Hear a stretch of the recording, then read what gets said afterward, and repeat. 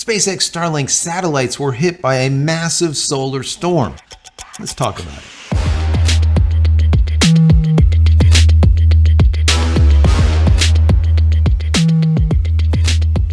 Hey everybody, welcome back to the channel. Thank you so much for once again joining me.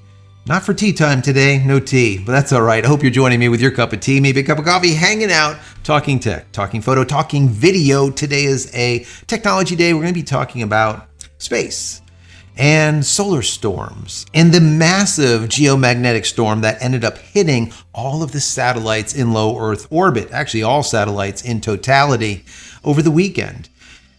It was amazing. You were able to see the northern lights instead of in Alaska or in Canada somewhere. You could see the northern lights by me in Florida. Can you imagine? That is amazing. The Aurora Borealis in Florida. Who would have thunk it? It was absolutely amazing. There were some people that actually stated that they were on the equator. I don't know if they were in the ocean or where, but they were actually able to see the northern lights and the southern lights simultaneously. And that is a massive storm. And what they stated is this magnitude of a solar storm hasn't occurred for over 20 years. So I was reading an article over on Tesla Magazine, a couple other places, and the New Zealand Herald and all over the places. You know how I am with this channel. I read stuff from everywhere, and then I give you a whole bunch of hopefully good information that's kind of distilled down a little bit. There were so many different news organizations that were really poo-pooing on Elon Musk, SpaceX Starlink, that it's going down and there's problems here and there's problems there and they can't handle it, so to speak. And then there was other rags that were saying, hey, no problem, nothing to see here. So I always take like a middle ground and I give you both sides of the story, and I hope you appreciate that. So anyways, before we get into this article, I want to say that if you haven't downloaded any of my ebooks, do so. Check them out. They are 100% free for you being here. Go to JCristina.com/books. Also, if you enjoy the content, throw it a thumbs up. That'll be very helpful. Don't forget to subscribe if you're not. If you are, thank you. I appreciate it. Click the little button over here and then click all. So when I go live and when a new video comes out, you'll be notified of it immediately. And if you want to say thank you for all of my hard work, there's a little thank you button right down here. You could give $1 or $2 if you like.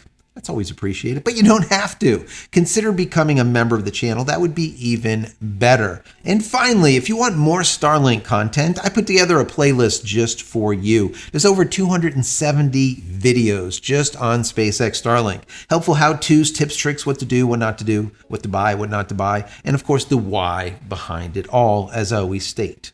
So now that all the housekeeping is done, let's get right into this article, and then I'll give you some of my commentary. And most importantly, I want to hear from you down below in the comment area. So it starts out by saying Starlink satellites recently demonstrated exceptional resilience in the face of a powerful solar storm. This achievement is all the more significant as SpaceX previously suffered a loss of 38 satellites in February of 2022 following similar conditions. I did a whole report on this. I did a video, I talked to you guys about it, and yeah, there was like 53 or 52 that launched, and 38 of them were pushed back into the atmosphere and burned up. It was kind of like a very expensive $1 million fireworks show. Anyways, it continues.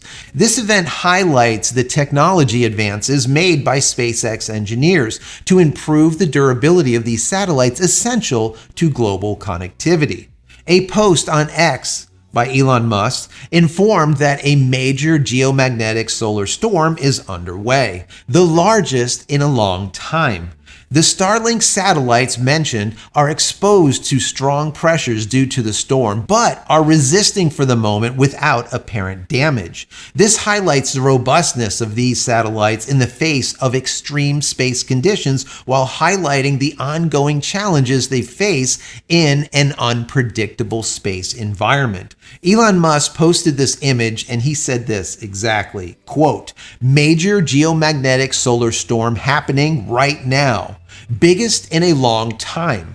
Starlink satellites are under a lot of pressure, but holding up so far." He shows this image, and as you can see, it says estimated planetary K index, and this has to do with how much or how intense that solar or that geomagnetic storm was. As you can see in the image that he posted, right around May 9th is when it started. There was a little bit, everything was still in the green when it comes to that KP value. And then finally, it literally went from like 2 or 3, about midnight, May 11th it shows, it spikes literally to maximum. Anyways, the article continues. The solar storms categorized by coronal mass ejection, or CME, can cause severe disturbances in space. These phenomena release immense quantities of magnetic particles, affecting satellites in orbit. In February 2022, SpaceX saw 38 of its satellites fall back to Earth after a similar storm. I think this storm was even greater, but I'm guessing. Once again, I'm not an expert. Since this incident, SpaceX engineers have worked tirelessly to strengthen the resistance of their satellites against the extreme conditions of space. Among the improvements were a better altitude management system during initial orbit to allow faster stabilization, as well as the optimization of the magnetic shields which protect the internal circuits of the satellites. Now, those are two very important things, but I found a third that no one was talking about. And I think I might be right about this, but maybe I'm wrong. I'm going to tell you about this before the end of this video, because I think the third one is even more impressive than these two. Anyways, the article continues. The ultimate test of these improvements came recently when the new generation of Starlink satellites was exposed to another solar storm of similar magnitude, which is what just happened. Unlike the previous year, all satellites survived without apparent damage, validating the technological update made by SpaceX. When they spoke about altitude management and the ability for faster stabilization, what they're stating is more power. So when these satellites are going into LEO, they need to get to 530 kilometers, but they start out at 200, right? 220, 250, and they slowly push their way up into operational orbit. Well, I think the 38 that didn't make it, they just didn't have enough power to be able to push through the thicker or dense atmosphere due to the storms pushing on them. That's what I think is what happened. Well, now I think they have more power. Of course, the addition of that hardening of the magnetic shield is also very important. The article finalizes with this. This achievement is not just a technical victory for SpaceX. It also assures the millions of users dependent on the connectivity offered by SpaceX Starlink, particularly in remote regions of the globe. It also demonstrates the company's ability to learn from its mistakes and to continually innovate, not iterate, innovate in the face of the challenges of space exploration. 100%, 100%, 110% the fact. Now, that's kind of the good side. Now, there's a couple of negatives that went on here, which some of the rags don't talk about and some of the rags only talk about. Okay, so one of the negatives, I was reading in the Herald, right, newspaper over there in New Zealand. As I do, once again, I read the papers, I read all kinds of rags from all over the globe. And there was a couple of people that posted on the X platform. And one of them, his name was Anthony Martyr. He said this, quote, "It was definitely messing with the GPS on the Tesla last night. On the motorway, it kept jumping speeds thinking that it was on a road alongside of the motorway, which messed with the autopilot as it was trying to drop the speed to 50 kilometers per hour, which is not ideal for a motorway. Absolutely not." Another Tesla owner wrote this. His name was Paul Spain. He said, quote, "I had a similar situation too. The autopilot must have thought that it was on the motorway rather than the Great North Road, as it decided that the speed limit was 100 kilometers per hour.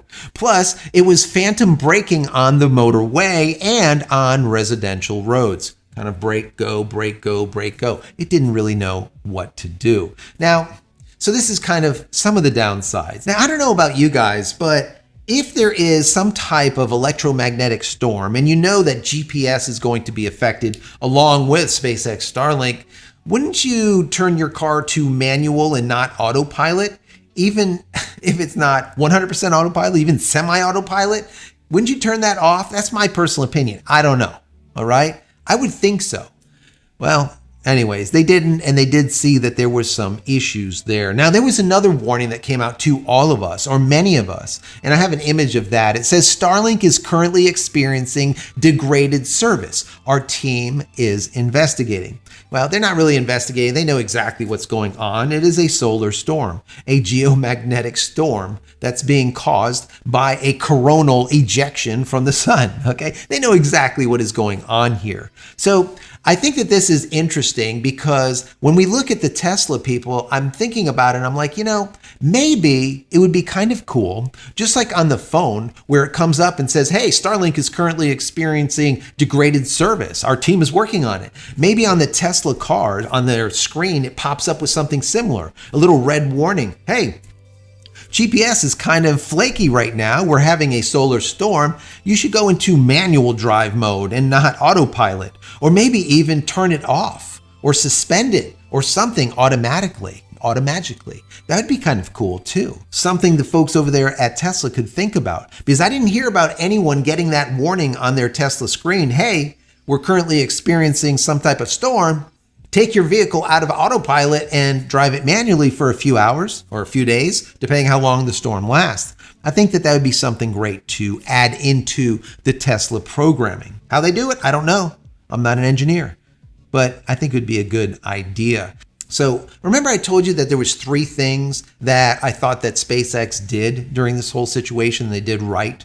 Number 1 and number 2, I stated before, and I said there was going to be a third that I was going to give you. Number 1 was that they gave more power, let's say, to these satellites to be able to push into that operational orbit. That would be number 1, right? Their power management system. They just simply have more power to break through or crack through that atmospheric drag that is occurring when you're getting hit with that massive solar storm.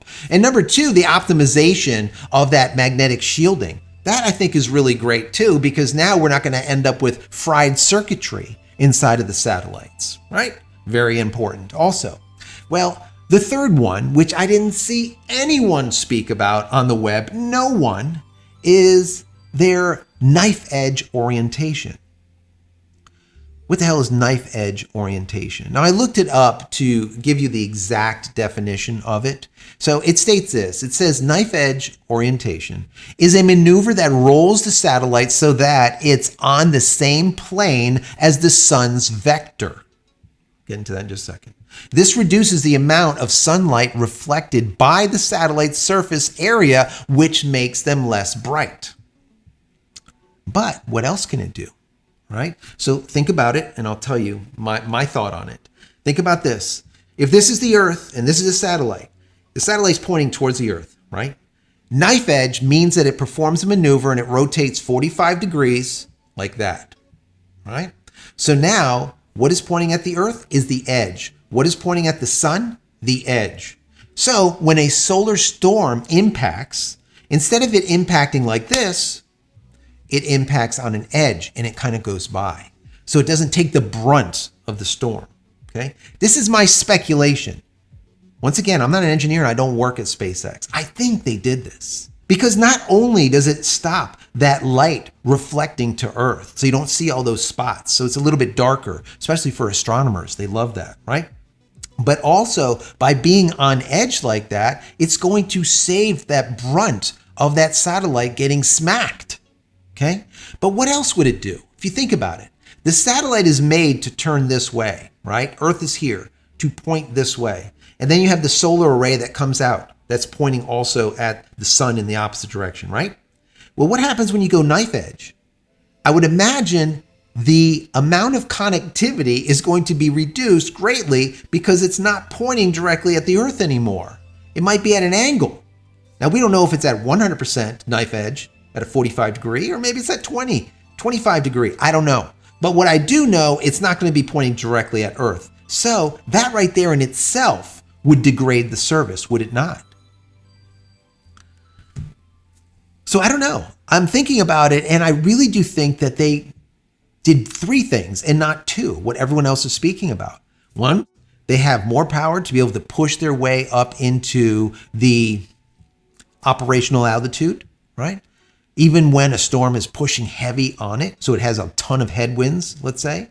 Number 2, they optimized the magnetic shield, that shielding, so that it protects the internal circuitry. But I think number 3, which once again, no one's talking about, is I think they used that knife edge orientation technique. What do you think? I mean, it sounds feasible, but I don't know. If someone else does know, in the comment, let me know. Let us all know. Let's talk about it. I think it's very interesting. I think at the end, what we do see is that SpaceX Starlink is really getting a grasp of what they're doing. And they are really, once again, like the article said, innovating and not just iterating. Innovating, changing things massively, doing things different to fix problems as they arise, right?